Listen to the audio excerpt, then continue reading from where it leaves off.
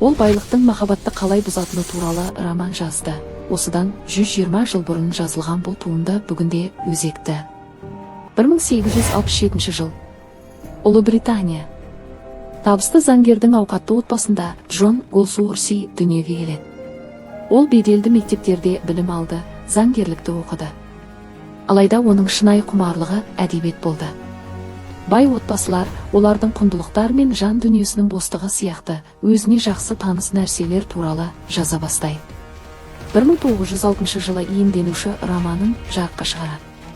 Бұл роман автордың әйгілі Форсайттар туралы саганың бірінші бөлімі болды. Жазушының әдеби атақ-даңқының бастауы болған туынды. Бұл толымды шығарма ақша мен мәртебе, шынайы сезімнен гөрі маңыздырақ болатын әлем туралы.